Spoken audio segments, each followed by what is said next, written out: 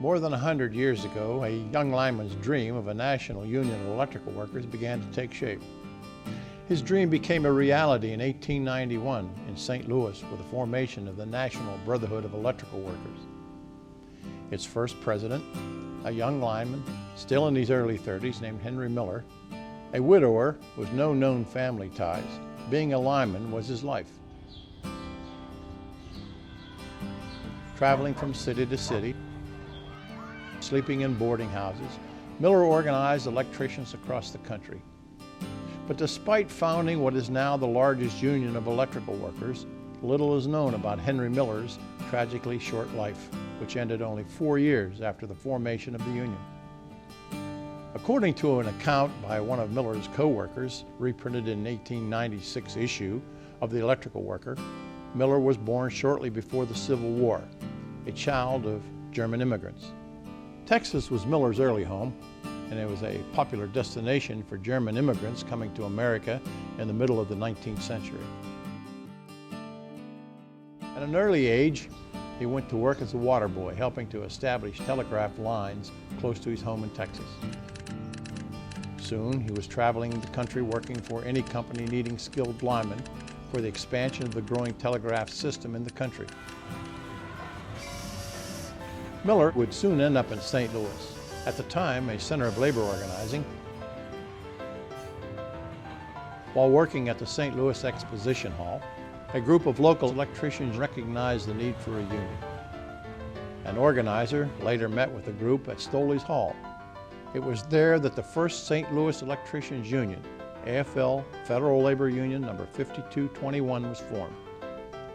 Miller knew that the new local had to go national to grow and to thrive. The NBEW's first Secretary-Treasurer, James T. Kelly, would later say, Miller would tell us at each meeting that unless there was a national organization of electrical workers, we could never hope to accomplish much. In 1891, Miller was elected as the second president of Local 5221.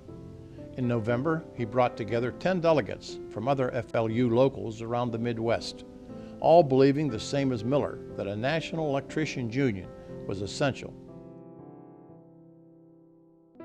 The NBEW was founded in the St. Louis boarding house where Miller was living.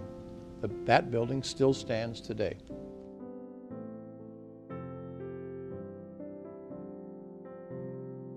Miller remained president of the NBEW until 1894, after the financial panic of 1893 devastated the economy and the labor movement. Although he was no longer a member of the NBEW's central leadership, he continued to talk union wherever he found work.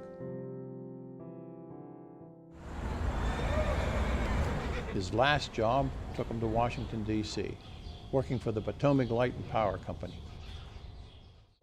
We are at the intersection of 36th and Newark, Northwest. And it was on this block between Wisconsin and 36th that we believe that Henry Miller fell. One night, while trying to restore power after a storm in an upscale part of the city, Miller came in contact with a live wire. He would have had to have examined all of the lamps on the circuit to try to figure out if there was any obvious problem. And if there weren't, then he'd have to go back and re-examine them again one by one to see where the problem was. The arc lamps were on very tall poles because they threw out an awful lot of light.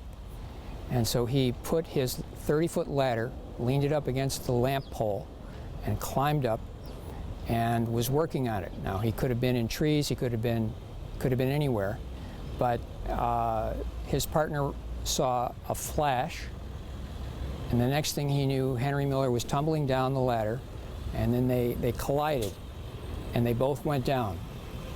And Henry Miller didn't lose consciousness, he just complained of a sore back.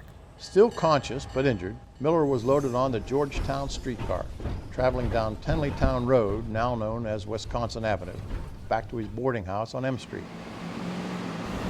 When the doctor put him to bed, he didn't think there was much wrong with Henry. He was going to check on him the next morning.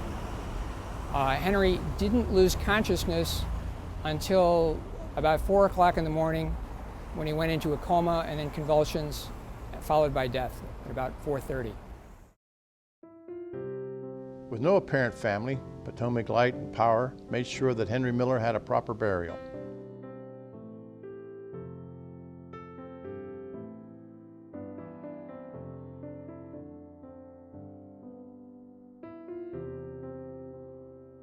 Like other great men in this country's history, Henry Miller's work lives on by benefiting the lives of millions to this very day.